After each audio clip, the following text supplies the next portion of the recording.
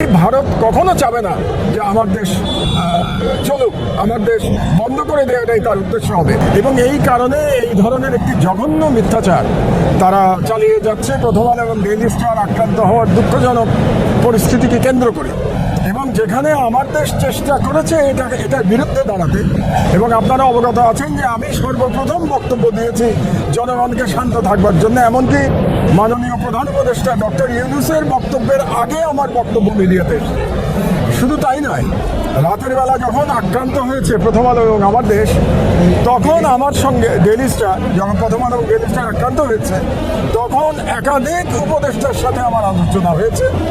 তাদেরকে আমি সহায়তা দিয়েছি, এমনও তাদেরকে বলেছি আমি যে আপনারা যদি আমার গাড়ির ব্যবস্থা করতে পারেন, কারণ তখন রাত 1টা বাজে, আমি তাহলে প্রথম আলো এবং ডেইলি স্টারে গিয়ে নিজে আমি মত থামানোর চেষ্টা করব।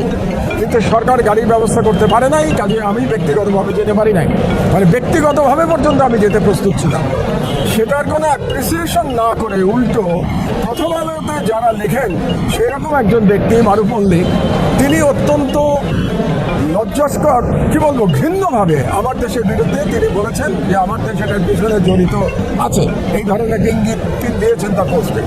এবং আরও একজন, যিনি আবার বাংলাদেশের একটি বৃহৎ দলের একজন খুব প্রভাবশালী নেতা, তিনি আবার সেই পোস্ট সমর্থন করে আরেকটি পোস্ট দিয়েছেন। তার অর্থ হচ্ছে যে তারা মিলিতভাবে আমার দেশ বন্ধ করতে চাচ্ছে, এই দুই ব্যক্তি। এখন এই দুই ব্যক্তির সাথে আরও লোকজন থাকতে পারে, তাদেরকে আমরা জানি না, সরকারের দায়িত্ব খুঁজে বের করা। কিন্তু এই দুইজন ব্যক্তির বিরুদ্ধে আমি মাননীয় আদালতে আজকে 500 ধারা এবং 505 ধারা এবং 109 ধারা, এই 3 ধারায় আমি মামলা করেছি। এবং 3 ধারার মধ্যে 500 এবং 109 ধারা মাননীয় আদালত নীতিগতভাবে গ্রহণ করেছেন। কিন্তু 505 ধারায় যেহেতু সরকারের একটা অ্যাপ্রুভাল লাগে, এই জন্যে তিনি আদেশ প্রদান এখন পরে আদেশ দেবেন।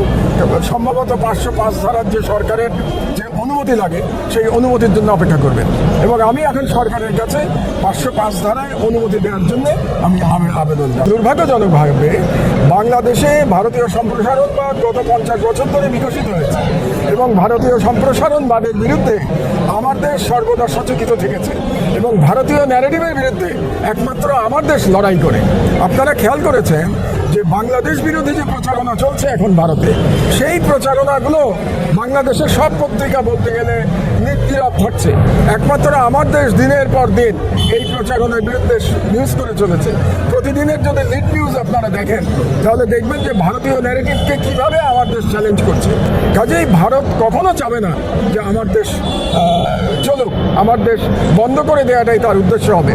দুর্ভাগ্যজনকভাবে মনে হচ্ছে যে কোনো রাজনৈতিক দলে এই ভারতীয় সম্প্রসারণবাদের যারা দালাল, তাদের অনুপ্রবেশ ঘটেছে বলে আমার মনে হচ্ছে। প্রথম আলো এবং ডেইলি স্টারে হামলা ও অগ্নিকাণ্ডের সাথে আমার দেশ পত্রিকাকে জড়িয়ে সামাজিক যোগাযোগ মাধ্যমে মিথ্যা প্রচারণা চালানোর জন্য দুই ব্যক্তির বিরুদ্ধে ঢাকা সিএমএম আদালতে মামলা দায়ের করেছেন আমার দেশ সম্পাদক মাহমুদুর রহমান।